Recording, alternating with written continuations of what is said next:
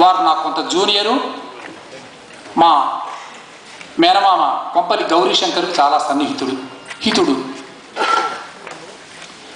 వారిది రావినూతల, ప్రకాశం జిల్లా ముఖ్య పట్టణమైనటువంటి ఒంగోలుకు సుమారు ఒక 40 నిమిషాలు లోపల వస్తుంది, మేదరమిట్ట దగ్గర. ఇక ఈనాటి స్వర్ణ కంకణం ఎవరి పేరు మీద ఇవ్వబడుతున్నదో ఆ వ్యక్తిని గురించి సుదీర్ఘమైనటువంటి పరిచయం చేయవలసినటువంటి అవసరం లేదు, అవకాశం కూడా లేదు. 8 + 8 = 16. 88లో 16 ఏళ్ల వయస్సు ఉన్న ఎవర్ గ్రీన్ హీరో ఎవరు ఇండియాలో అంటే ఒక అక్కినేని నాగేశ్వరరావు గారు మాత్రమే. ఇది వారి డిసిప్లిన్కు ప్రత్యక్ష ఉదాహరణ. నటులే కాదు, ఏ కళాకారుడైనా సరే దాన్ని ఒక ఉదాహరణగా తీసుకోవాలి. వారి నట జీవితం తరువాత వచ్చినటువంటి లేదా భవిష్యత్ తరాల వాళ్ళందరికీ కూడా ఒక పెద్ద బాల శిక్ష వంటిది. నటన అనేది ఎలా నేర్చుకోవాలి అంటే నాగేశ్వరరావు గారిని చూచి నేర్చుకోవాలి. చాలా చిన్న పిల్లవాడిగా ఉన్నప్పుడు 10 ఏళ్ల వయస్సు లోపల ఉంటుంది. కుగ్రామం, మా ఊళ్ళోకి ఒక పాట ప్రవేశించింది. తుమ్మలపల్లి కోట్లింగం అని ఒక ఆయన సినిమా చూసి వచ్చి పాడుతూ ఉన్నాడు.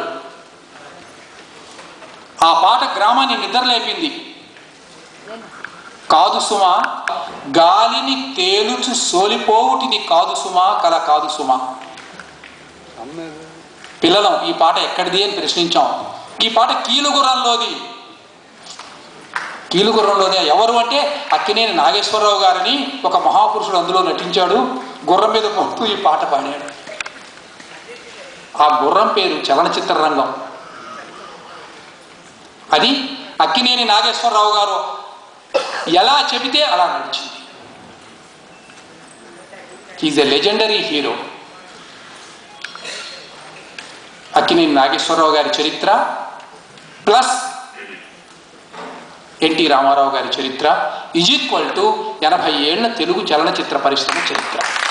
టైగర్ దగ్గర నుంచి, బారువా దగ్గర నుంచి, దిలీప్ కుమార్, షారుఖ్ ఖాన్, కృష్ణ గారు, ఇప్పుడు నేను చెప్పిన పేర్లన్నీ కూడా తక్కువ వాళ్ళు కాదు. అందరూ కూడా ధన్యులు, మూర్ధన్యులు, చలనచిత్ర పరిశ్రమకు తిలకప్రాయమైనటువంటి వాళ్ళు.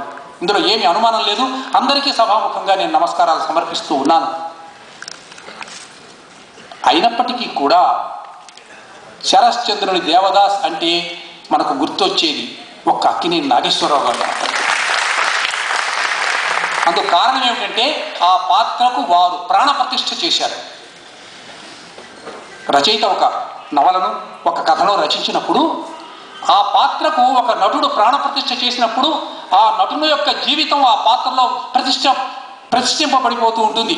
ఒక దేవాలయంలో ఉన్నటువంటి దేవతకు ఏ రకంగానైతే అక్కడ ఉన్నటువంటి పూజారులందరూ కూడా ప్రాణప్రతిష్ఠ చేస్తారో అలా నాగేశ్వరరావు గారు తన జీవితాన్ని అందులో ప్రాణప్రతిష్ఠ చేశారు. అందువల్ల అది చిరంతరంగా, నిరంతరంగా, సనాతనంగా, పురాతనంగా, దివ్యంగా, భవ్యంగా, శాశ్వతంగా ఆ పాత్ర తెలుగువారికి ఆదర్శప్రాయంగా మిగిలిపోయింది. ఇంకొక విషయం గుర్తించండి, దేవదాసు నిజానికి తెలుగువాడు కాదు, పార్వతి కూడా తెలుగు ఇంటి ఆడబిడ్డ కాదు. కానీ అదేమి చమత్కారమో తెలియదు. కానీ ఆ దేవదాసు సినిమా చూచినా, నవల చదివినా అది మన ఊళ్ళోనే, మన ఇంటి పక్కన ఎక్కడో జరిగినట్లుగా మనం భావించుకుంటూ ఉంటాం. అంటే ఆ బెంగాలీ గ్రామీణ సంస్కృతికి మనకు కూడా అంత సాన్నిహిత్యం ఉన్నదేనే ఆ మాటకు అర్థం. ఈ పుస్తకాన్ని గురించి మీరు ఎదురికి చదవబోతున్నారు కొంచెం సేపట్లో. ఇందులో మనకు ఇప్పటి వరకు తెలియని 2-3 ముఖ్యమైనటువంటి విషయాలు చెప్పారు ఇందులో. ఒకటేమిటంటే ఈ జగమే మాయ అన్నటువంటి పాట యొక్క చిత్రీకరణ. ఇది ఘంటసాల మాస్టారు వారి వెనక MS విశ్వనాథం గారు వారు నిర్మించినటువంటిది. కానీ అది పాడింది ఆయనే అయినప్పటికీ కూడా మ్యూజిక్ ఇచ్చినటువంటి సందర్భంలో విశ్వనాథం గారి యొక్క చెయ్యి, హస్తం అందులో ఉన్నది అన్నటువంటి విషయం ఇందులో మనకు తెలుస్తుంది.